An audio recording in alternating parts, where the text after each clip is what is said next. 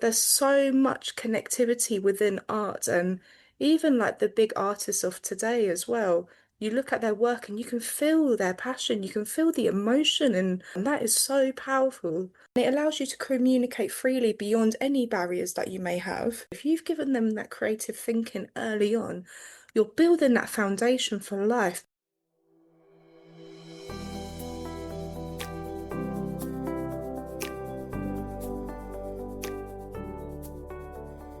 Hi, and welcome back to Creative Minds Shaping the Future. I'm your host, Emma Palastanga. I'm an educator, author, and now podcast producer, curious to discuss a range of views on creativity and curriculum. In Series 2, we explore creative expression and why it is important for all of us.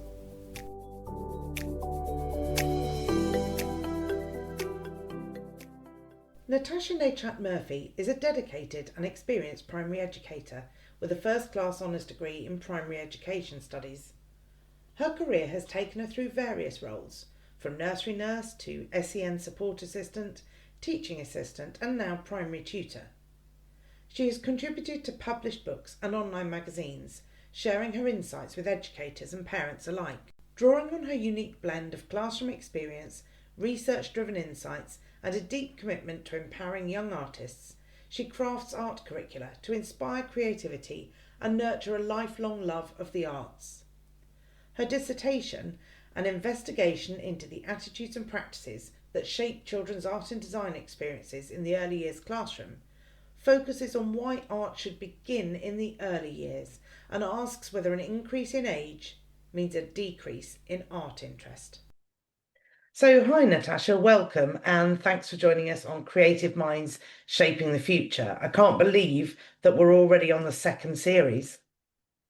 It's very exciting. I'm so happy to be a part of this series. Thank you. And this series focuses on why creative expression is important in our schools. So, why do you feel it's important? So, a major one for me is the inclusivity that creativity holds for so many people. So, it doesn't matter where you are in the world, doesn't matter your culture, your gender, if you can't access the curriculum, if you may have special educational needs. Every form of creativity includes everyone. When I looked at the Develop Matters guidance, on the art page, actually, there's a little picture on there of a young girl in a wheelchair creating art. And I think that subliminal message is there where art is inclusive regardless of your needs. And I think that's an amazing quality to take forward when you're planning creative activities within schools, that you may have children who are limited with regarding their language, or you may have children who are not as academically bright as other children in your class, but they could access drama, they could act out what they want to say, they could access music, they could create a piece of music that expresses their emotion, they could create a piece of art that, with the imagery of their mind and their imagination, let that flow with them. So I think it's absolutely amazing that creative expression is so inclusive and it allows you to communicate freely beyond any barriers that you may have. And most importantly, which I noticed during the COVID pandemic, it really improves mental health so much. It gives you an outlet to explore, to be creative, to enhance your freedom. And I think for young children, especially when you're going through any sort of crisis at home or any major change at home, we want them to feel safe, and creativity explores that safe barrier for them and gives them a safe place to express what they're feeling. And I think that's amazing. Mm.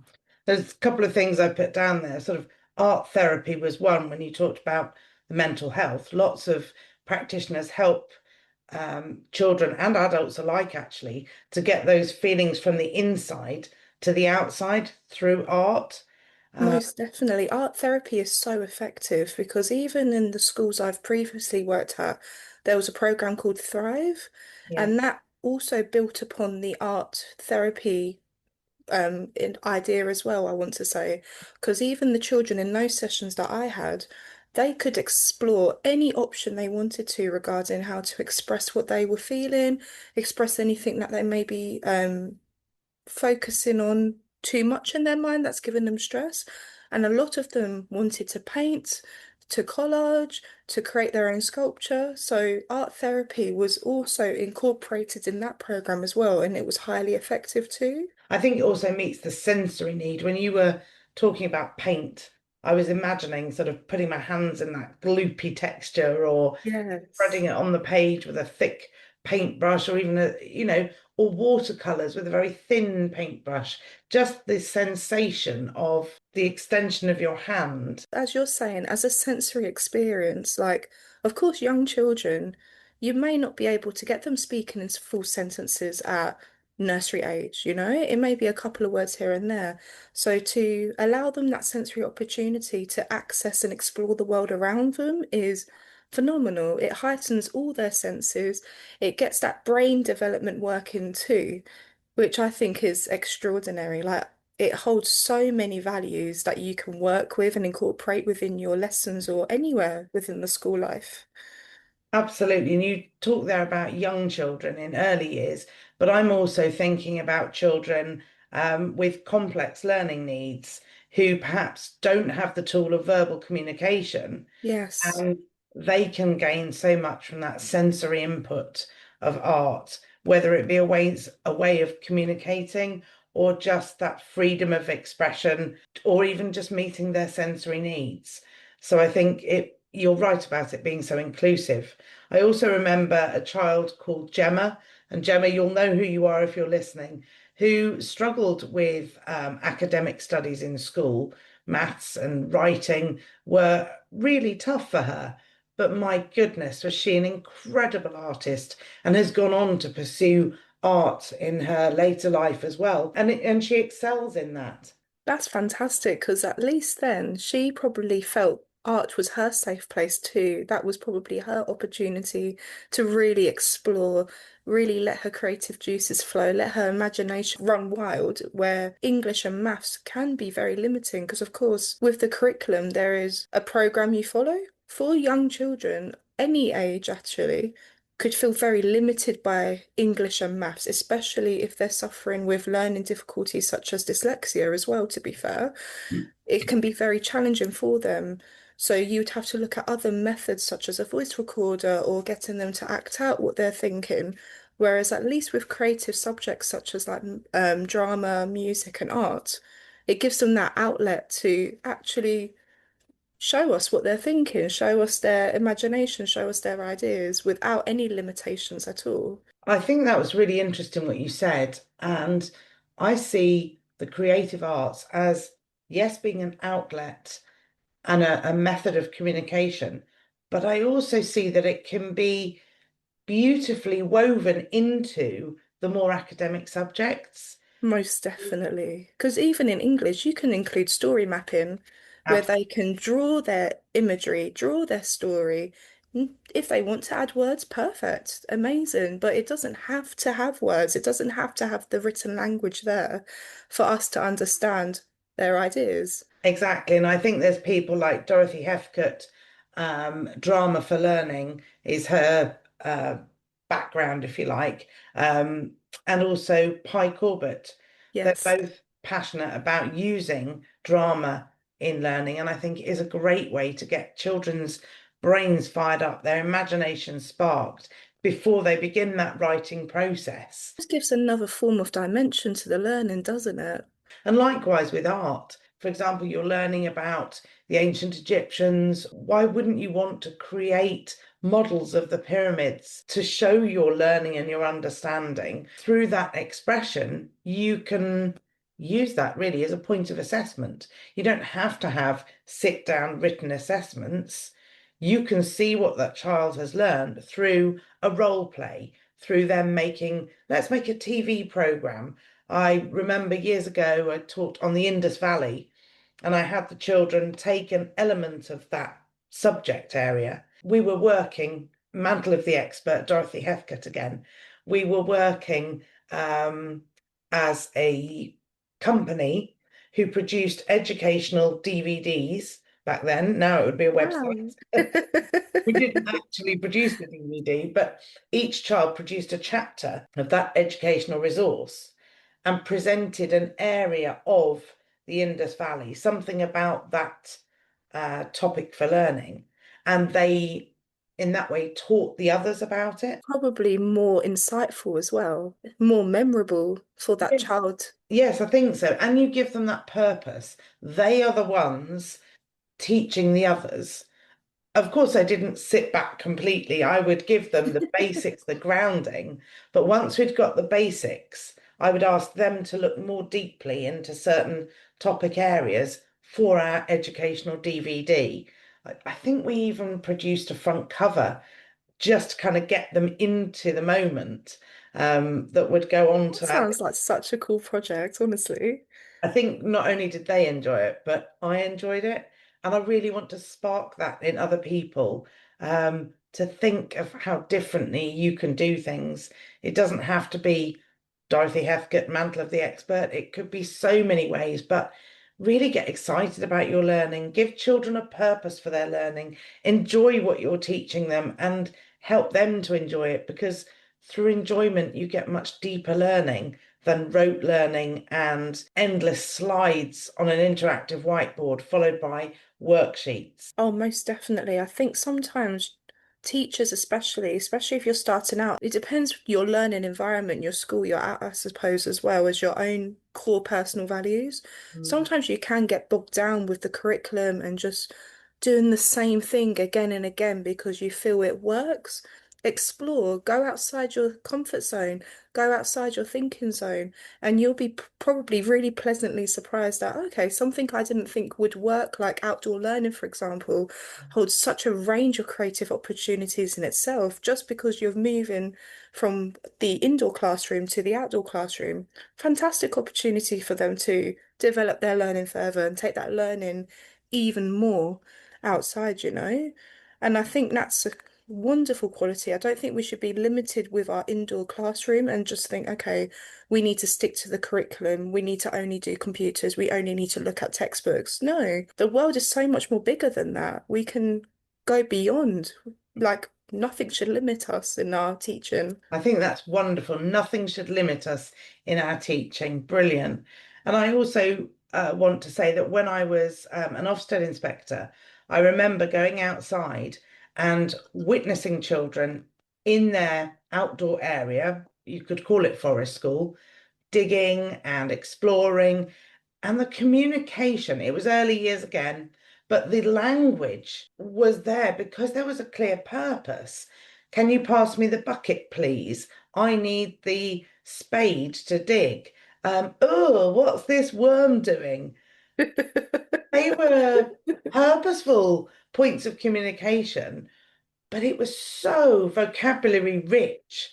And if those children didn't have those tools, the adults were working as facilitators when they said, no, it's not a digger, it's a spade. So ask so and so for the spade. So they were learning the vocabulary for a real purpose. I love forest schools because it reminded me of a project we did at university as well, where we had to include the outdoor environment for learning. And we were looking at environmental sustainability education and how we can include creative subjects within that. So we was given history, science, arts, and of course I chose art for that. And I included a lot of outdoor learning and it built up to the point where the end result was that they built their own sensory garden and they were building their own garden and like growing anything that they wanted, but it was all relevant to learning. So, like before that, they were learning about the weather, how the weather can affect growing. They were also learning about plastic and how that harms the environment, how that harms our animals in the ocean. And it was just amazing to like carry bits of that out within my school at the time. Mm, They loved it because it was just so different. And mm. it was something new, something exciting that they've never done before. And the forest school element is so effective. It really is. It's so effective because it's more that they're also learning life skills as well, that they can bring forward with them into their adulthood, you know?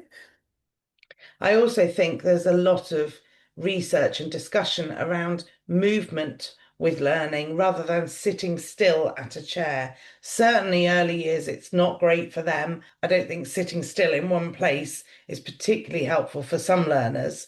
So, being free and outdoors definitely has its place.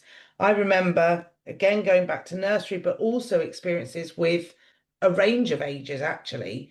When you take children outdoors, some children truly flourish outside much more than inside. Everybody enjoys it, everybody benefits, but there are some children who really come alive outdoors Yes. and their learning is enhanced by being outdoors.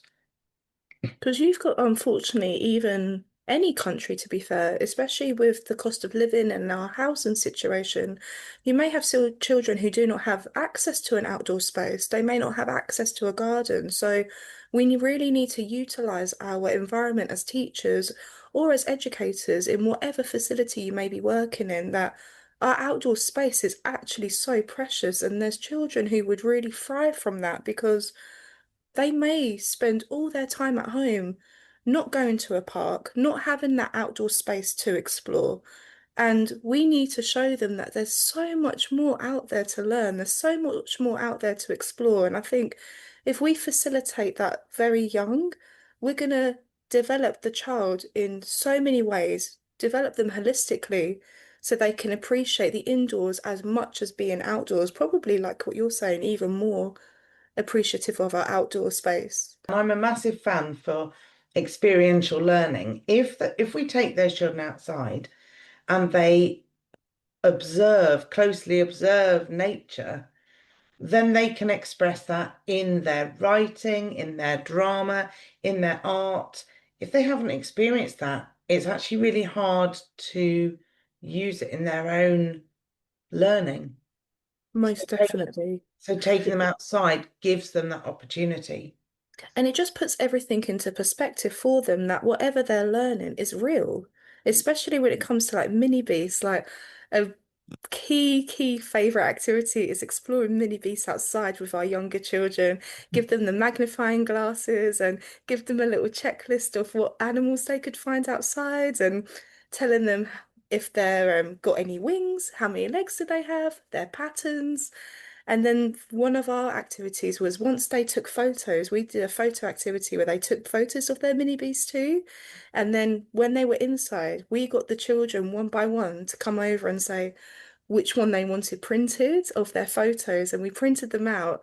And then they created their own drawing of their photo. And it was my favorite activity. It was amazing. Like I absolutely loved it. And then I kind of took it one step further. And then at that year in December, we created our own calendars, but I wanted to do the effect of how the trees change between the seasons with our reception children. And I included that as part of my dissertation just because of how engaged they were. And they remembered in the autumn how the leaves changed. And it was fantastic. We even then went on to do leaf printing and everything. So there was just so much opportunity just from those little things alone. What do you feel art in particular brings to the primary curriculum? Do you feel it deserves a higher profile? I think it was just more that, like what you're saying, there's so many cross-curricular links. I think, unfortunately, teachers have this misconception that art is just its own subject, that it can't be explored in any other area, which is completely false in my opinion, because they actually gain more from having cross-curricular links in history, in science, in English, and in maths. And of course, as well, when that child is older, if you've given them that creative thinking early on, you're building that foundation for life because then they grow to be critical thinkers, creative thinkers, thinking outside the box. And those are skills that are not taught day to day now within job roles, I believe, you know. They are looking for the same skills, they're looking for the same qualifications. But as an interviewee, if you go in and you're showing that you're thinking outside this box, you're thinking critically, you're thinking creatively, you're having new ideas that they've not heard before, that gives you a massive advantage already. Mm. So I think creativity needs to be of a higher value in schools, especially art as well, because not only does it bring personal value, social value when you're interacting as a team, it brings that economic value as well. Mm. Like, imagine the skill set of that child as an adult going into the working world. Absolutely phenomenal. No one's going to ever have that in their workplace. And we Mm. need more of that. We don't need the very standard, okay, they have their English and maths. We need more than that. Yeah, I think you're right. English and maths is so important. It's a tool for communication and understanding the world, both reading, writing, and maths. But I totally agree with you that we absolutely need more than that. And I think within this sort of technological age and the age of AI, we need to provide children with the tools to be creative and critical thinkers, not to just take everything at face value, everything you see on social media, oh, it must be true.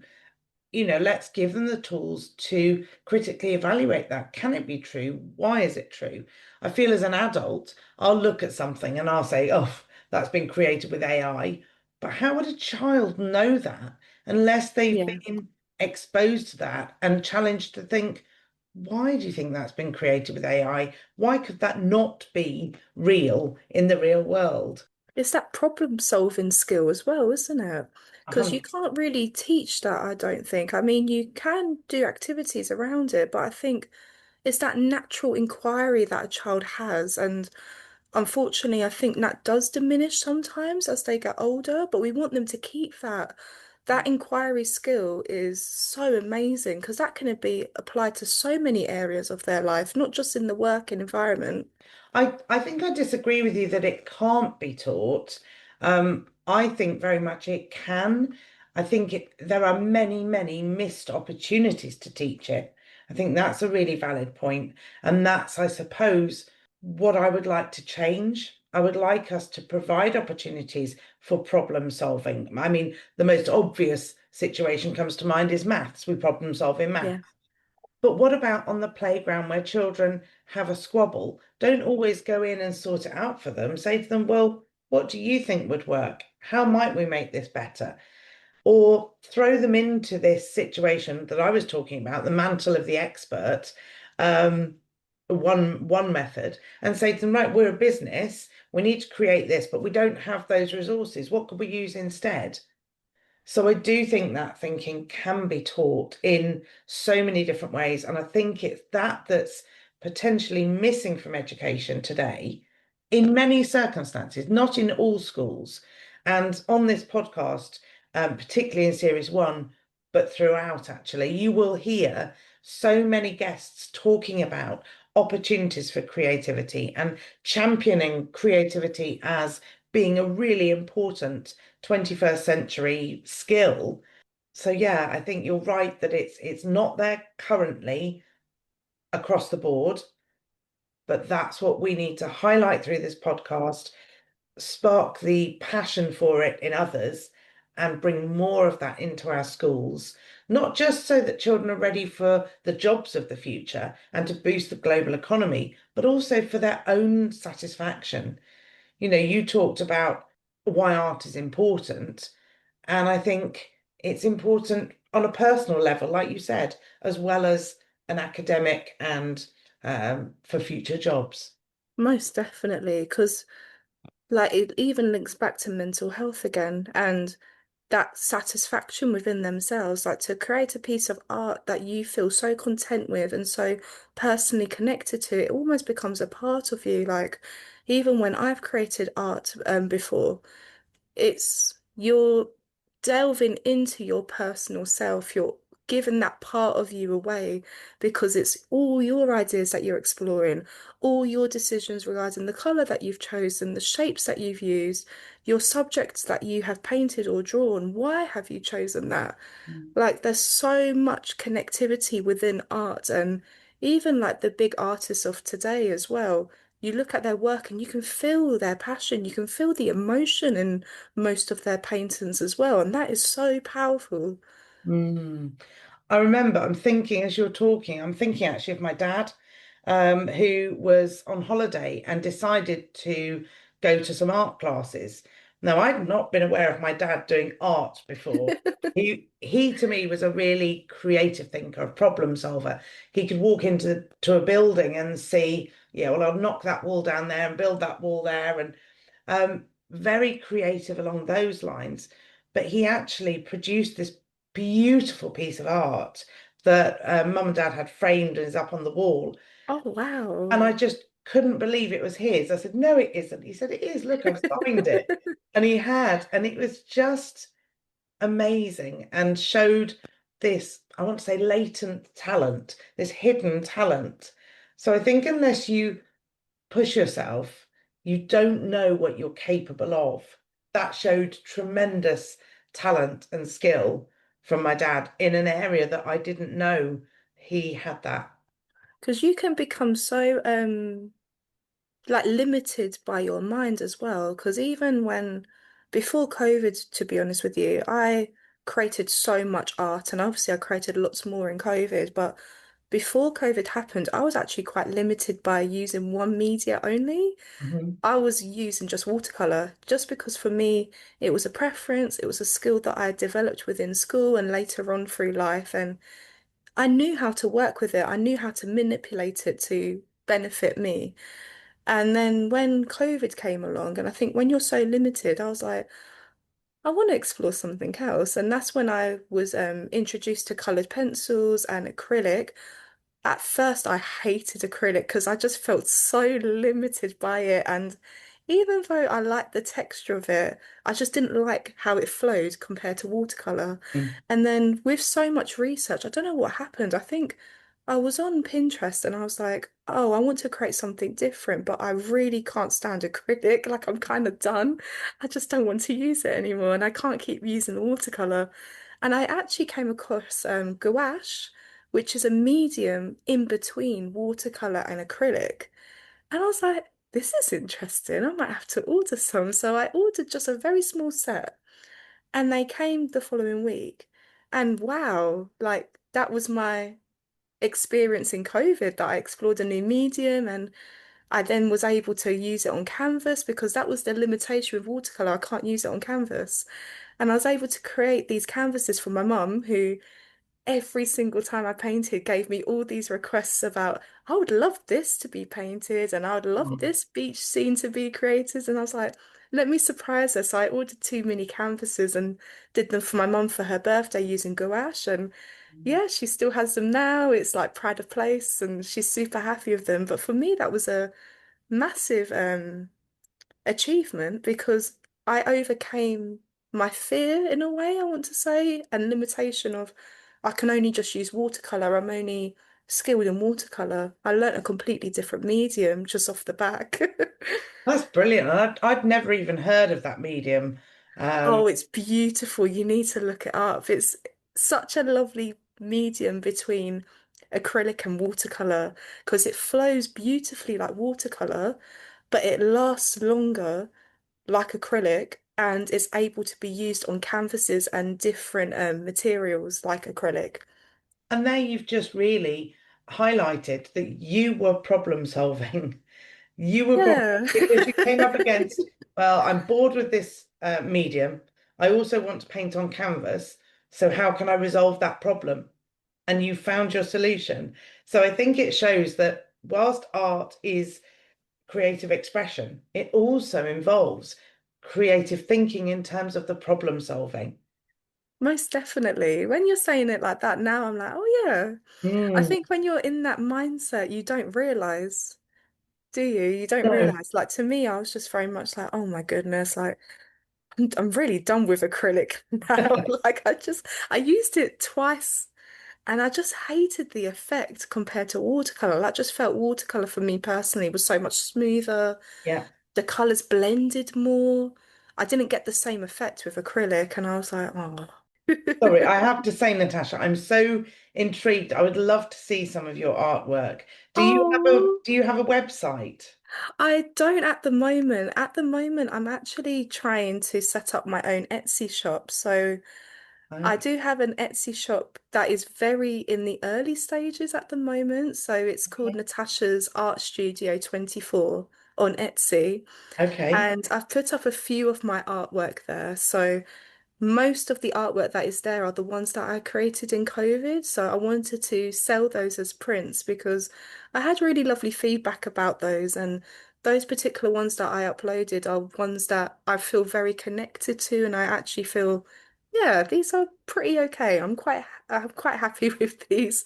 And then while I was setting up the shop and creating my own logo for the shop and everything, I was like, let me try something different because selling prints is wonderful because it's art I've already created, but I wanted to do something different. So I tried and tested something for my mum. Like, bless my mum, she's like such an advocate for my art. So I do really appreciate her. Like, she's very positive and very engaging with my art. So I ordered these wooden slices and created a Mother's Day piece on those where it had like a little quote on the top, and I've got a brother and a sister, so I did three of our birth flowers on one side, and then on the other side flipped it with a quote about Nanny and included my son's birth flower there.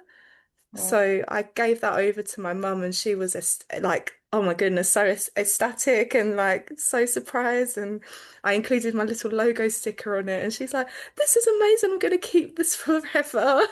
Oh, how lovely. And your art brings joy to others. Thank So you. it's not just the joy that it gives to yourself, it brings joy to others as well, doesn't it? And I think there's Yeah. a lot to be said for that within creative expression too. I think if you think of any form actually of drama, you go to the theatre and watch a show, or you watch dancers on Strictly Come Dancing, let's say, other shows are available.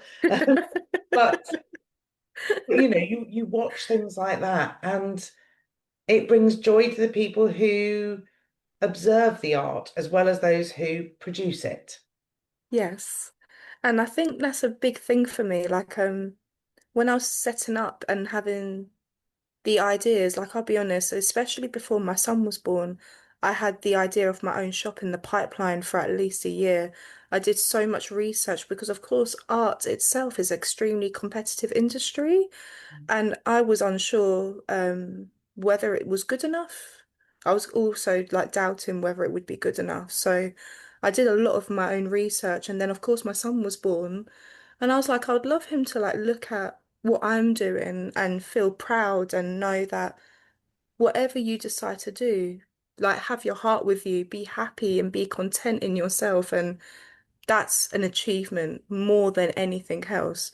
So yeah, so I'm in those beginning stages, and like what you were saying, when I was sharing my art initially through my Instagram with the same name actually without the 24, just Natasha's Art Studio, and I got really lovely feedback. I was like, okay, people are connecting, people are understanding my meaning behind it, they're understanding the art itself.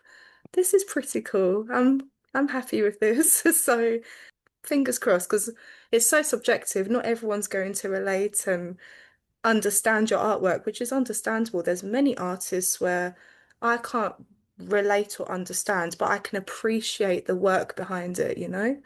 Well, thank you. It's brilliant and good luck. Perhaps you'll drop me the links and we can add them in the show notes. So if anybody's intrigued like I was, they can click on your Etsy shop or your Instagram. Oh, that would be lovely. Thank you. No worries. What's your most memorable art lesson from your own school days, or maybe one that you have taught yourself? And why do you think that example sticks in your mind so much? For me, regarding growing up with art, my art teacher in secondary school, Miss Iden, she was inspirational. She was absolutely on her game, and I mean that in the best way, because her subject knowledge was so amazing. She knew so much, but she also knew how to apply it to her work. So there was this one lesson that really stuck out for me because for me in art, I'm very self-critical.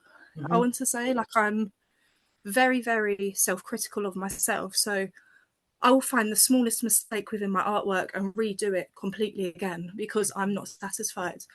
And there was this one theme she introduced to us called distortion.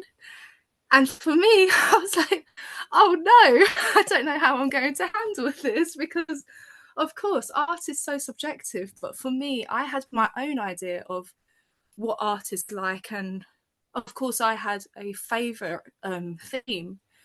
So I came to her at the end of the lesson. I was nearly in tears. I was like, I don't know how I'm going to do this. And I was in year 8 at the time. So I was 13.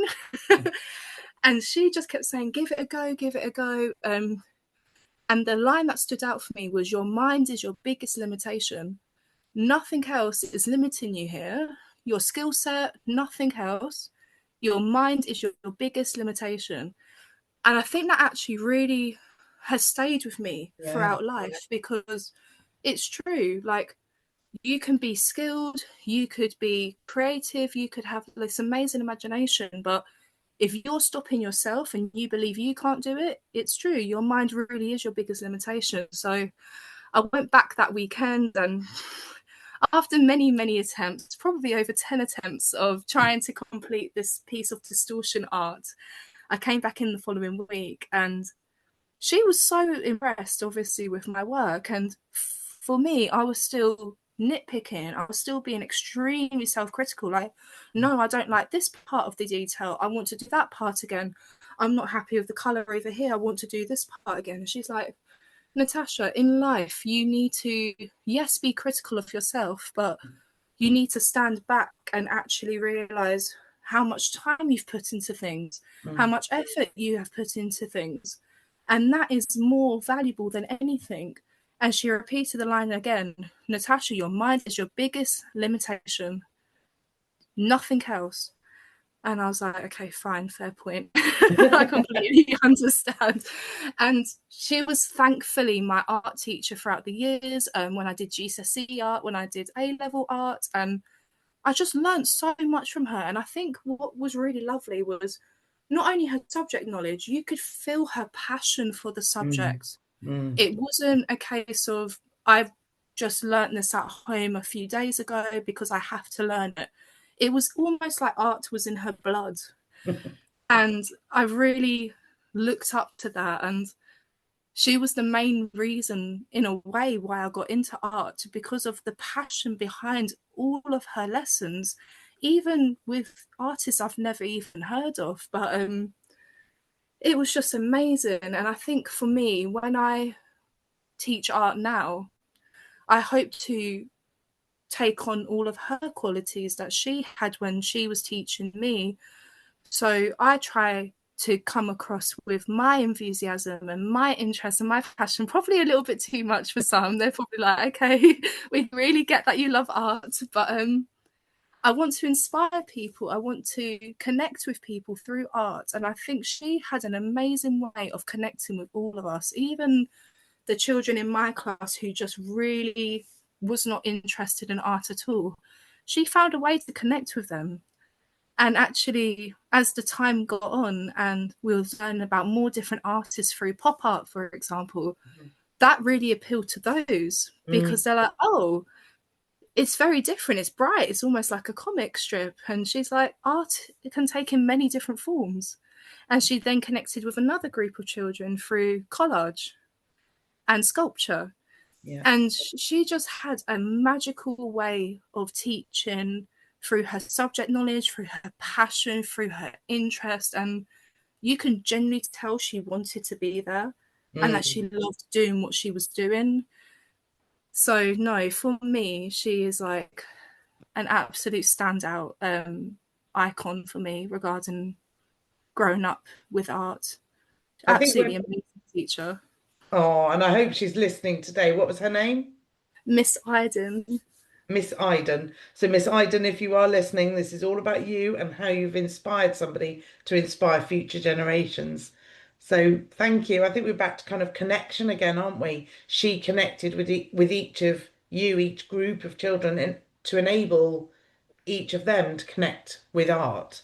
And I think Yes. you said about your mind is your biggest limitation. You learnt that massive life lesson through art, but I bet you've applied that to so many different areas of your life. Most definitely. I think naturally, as human beings, we want to do the best in life. And I think naturally, there is a part of us that is a bit of a perfectionist when it Mm. comes to ourselves, at least. And I think there's been many times, like even on my university journey, when it came to like submitting assignments, for example, I would read back a piece of my coursework, or like my dissertation was the hardest one because it was something I was extremely passionate about. It was an inquiry that I carried within my school. And I really wanted to portray exactly the right way of what I wanted to portray in that dissertation. And again, I'm reading through it so many times. Of course you do when it's your dissertation. And there was many times where I was like, I don't think I can do it.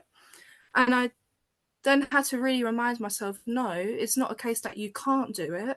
Maybe just change a couple of things. It doesn't mean you're a failure. It just means you have to kind of stop for a moment, pause, reflect, and look at the problem in a different way. And I think, again, that links to creative expression too, because you're thinking outside the box into different ways of trying to go ahead with your problem, and trying to find a solution. And I can see you in front of a canvas using those exact same questions in your head, whether it's a canvas or an assignment. Your art teacher said art comes in many forms. So does writing's self-expression of any kind. And while some people will like it and will agree with it, there'll be some people who disagree with it too. Of course. Like this podcast, I'm hoping there will be lots of people who are with us on the creative journey and saying, yes, absolutely, this should be the case. And why haven't we done more of this before? And let's embrace it and let's change the way we go with this. But there will be some people listening who think, what a load of old rubbish. We don't need more art. We need more maths and English. And we need to be sat at tables and we need to be doing rote learning. What are they thinking? So we're all entitled to differences of opinion, and I think that's part of learning as well. You can go into an art gallery and you can love one piece and really not like another piece, but we can appreciate the art for the techniques that have been used, for the colors, for the way the paint has been applied to the canvas. We don't have to like it, but we can Yeah. appreciate it. That's very true. That is very true. I learned that very quickly with distortion. I don't have to like it, but I But can you appreciate appreciate the time and the effort that artist has put into, most definitely. it. What's next for you, Natasha Nechat-Murphy? Well, to be fair, I've luckily been a co-author, contributing author, let's say, Hmm. to a couple of books. So both by Poppy Gibson, which are absolutely amazing. And I've been able in both of those books to really put my insight into why art is so important within the primary curriculum and being able to give a few examples of how to apply that within the primary curriculum. I would love to be given the opportunity to have more of my writing out there regarding art. I think it's because I have so much knowledge to share, and I would love to believe that people are interested and would love to learn from my experience, considering I've been in childcare for over 18 years now. And yeah, it's just something that I would really love to have out there more. I would love to do more writing. I would love to even maybe write my own book one day, Mm. potentially. That would be wonderful. That would be an absolute dream. But more so, projecting my voice and having my voice heard regarding art and its place in the curriculum within the UK, because I feel personally there isn't enough to invite children to creativity within our curriculum.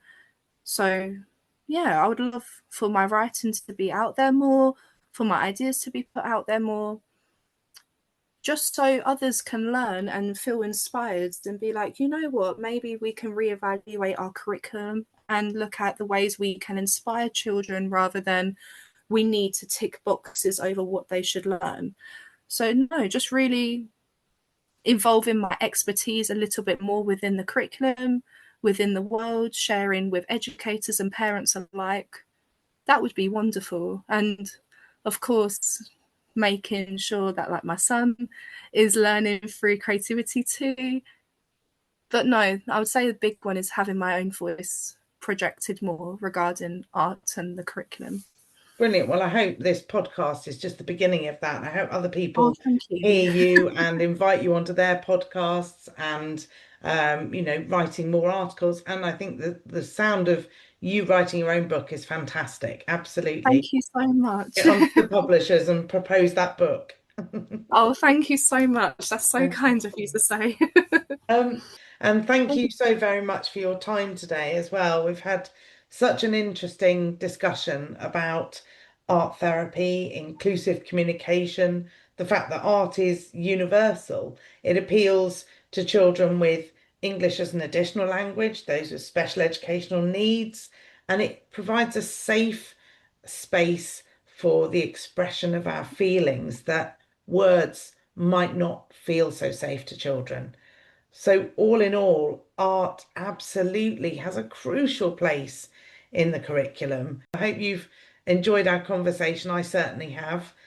I really have. It's been so lovely to hear another individual share the same passion for creative expression within schools. Like, it's so refreshing to hear that there's more than one person who shared the same mindset as you and is so willing to push that extra mile for children. So their learning is ultimately more engaging and more inviting for them. So I've really enjoyed sharing my voice. Thank you so much. I hope Natasha's episode has provoked you to think how you can include more art in your life. And remember, when you think, I can't do this, your mind is your biggest limitation. Next episode, I speak to Paula Briggs, the author of Drawing Projects for Children and Make, Build, Create. Here she is with a few words. We're not just teaching them art because we want them to have defined knowledge. We're giving them the experience of an art lesson because we want them to grow in so many ways. When I look back on it, I think what art has given me is the ability to show who I was when I felt really quiet and couldn't show who I was in other ways. I love the fact that there's a whole world out there that we as artists can transform. And that, I think, is the empowerment we need to give children.